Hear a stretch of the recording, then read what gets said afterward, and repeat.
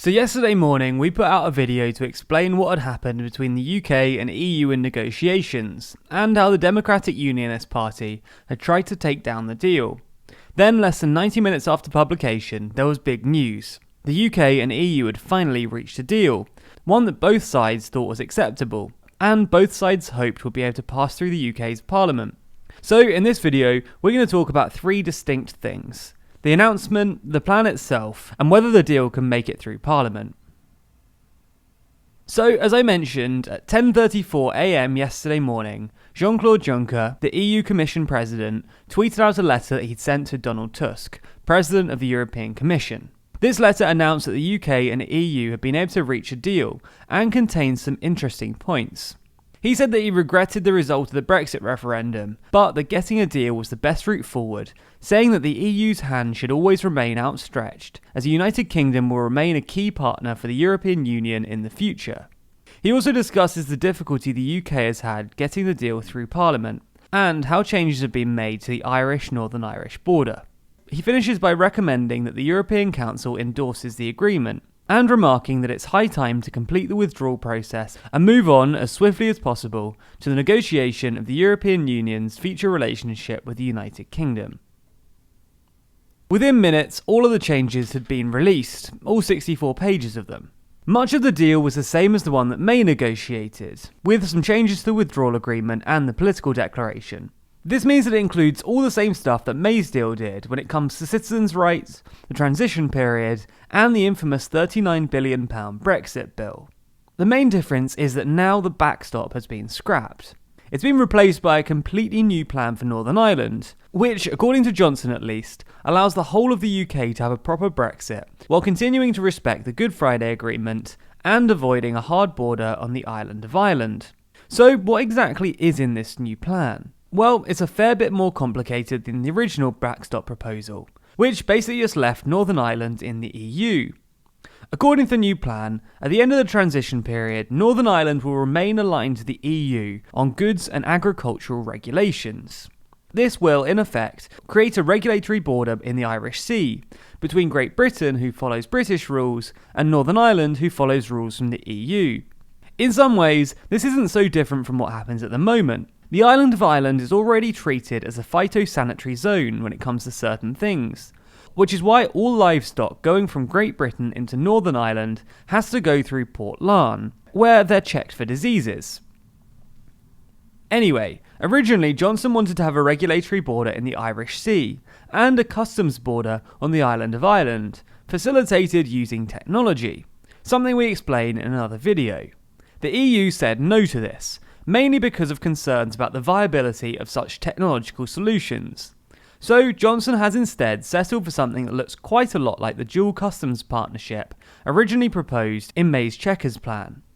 Basically, Northern Ireland would still technically be part of the UK's customs territory, but goods going from Great Britain to Northern Ireland would still be subject to EU customs duties. This is because all goods that go from Great Britain to Northern Ireland are, to quote, considered to be at risk of subsequently being moved to the European Union. However, if you can prove that whatever you're moving from Great Britain to Northern Ireland is not going to go into the Republic of Ireland, and therefore not going into the EU single market, you can claim a rebate back on the customs duty you paid. There are also exemptions for personal property, as defined by EU law, and consignments of negligible value. Fishing is a contentious issue, and the customs status of fish that are caught in UK waters and then brought into Northern Irish ports will later be decided by a joint committee.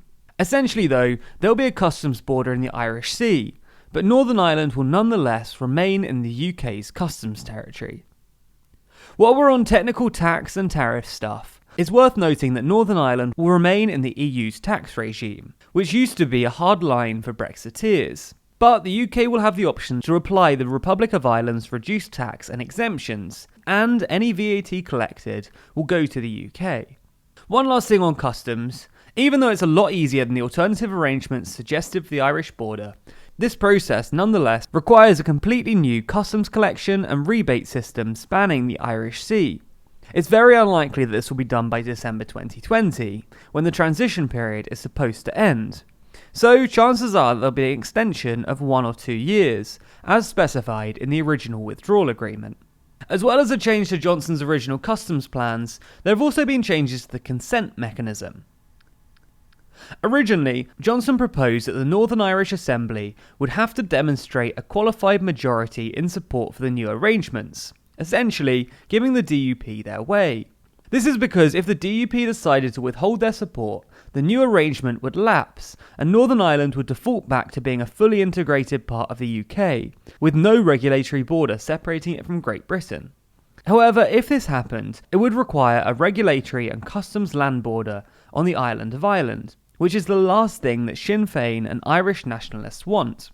According to the Irish nationalists, this move would violate the Good Friday Agreement, as it would allow for a substantial change to the constitutional status of Northern Ireland without the consent of both Unionists and Nationalists. The EU obviously didn't like it either, because any land border on the island of Ireland is difficult to enforce, so it threatens the integrity of the EU's single market. The new consent mechanism is slightly different. 4 years after the end of the transition period, the Northern Irish Assembly will have to express support for the new arrangements, either by a simple majority or a qualified majority. If a simple majority vote for the arrangements, then there'll be a 4-year period before the next vote.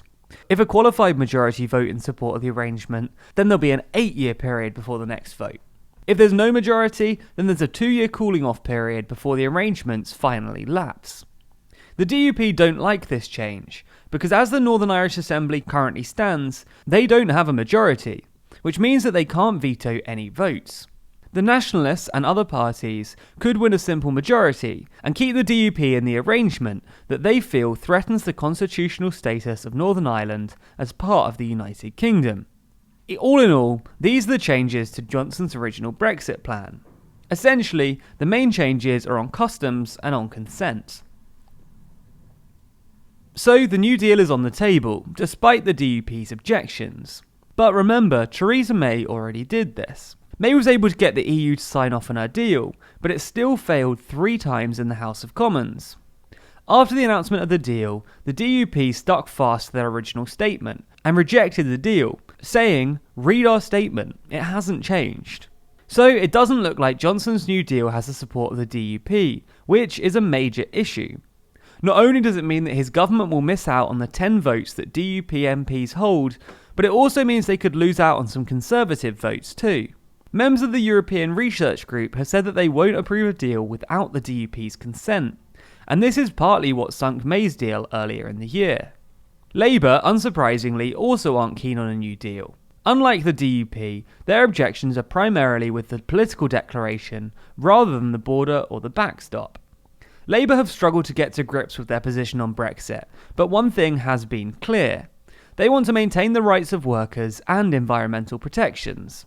They're unhappy with the steps taken in the New Deal. Keir Starmer, Labour's shadow Brexit secretary, took to Twitter to explain Labour's issue with the deal. He complains that instead of strengthening the relationship between the UK and EU, the New Deal rules out a new customs union and a close future relationship with the single market. He also complains that the level playing field commitments within the deal are significantly weaker than in May's deal, with them limited until the end of the transition period. Starmer says that this harms jobs, rights and living standards, and also says that it would reduce the UK's access to the EU. But does a lack of support from the DUP and from Labour leadership mean that the deal can't pass through Parliament? Well, simply no. Firstly, there's the chance that the DUP will buckle and capitulate. Currently, they're getting the blame for being the only stumbling block in the process. The EU has approved it, the UK government has approved it, and now it's just the DUP who are holding things up. Under this pressure, they could break and decide to shift their position. Alternatively, the EU could come to Johnson's rescue. Many believe that if the EU explicitly said that Parliament had a choice between this deal and no deal, then the maths would fundamentally shift. If the EU said that they weren't willing to extend or renegotiate, there's a whole load of MPs from the DUP and opposition parties who might reconsider their position. A lot of MPs don't like the deal because it represents a hard Brexit. But if it's between that and a no-deal Brexit, the hardest type possible, they might choose the New Deal instead. Speaking to the press, Juncker seemed to say that the EU wouldn't allow for another extension. But later in the evening, Tusk said that if there is a request for an extension, I will consult member states on how to react. So there seem to be mixed messages coming from the EU. If they did officially rule that an extension was off the table, then it would likely force MPs to think twice when rejecting Johnson's deal. Nothing is certain though, and the parliamentary math seems to be changing constantly. Barnier said during a press conference that Johnson was confident that he could get the deal through Parliament, and while this could easily be put down as political spin, you can see why he might have some confidence in the deal. Do you believe in it though? Comment down below to let us know what you think Johnson's odds of getting the deal through are. Also, be sure to subscribe so we can keep you updated on how this deal progresses as it makes its way through Parliament tomorrow. You can also hit the bell icon if you want to be notified every time we release a video. And if you want more from us, you can find TLDR across all social networks simply by searching for TLDR News. And if you want your name featured at the end of the videos, just like these people, then you can sign up to back us on Patreon. There's a link to that in the description.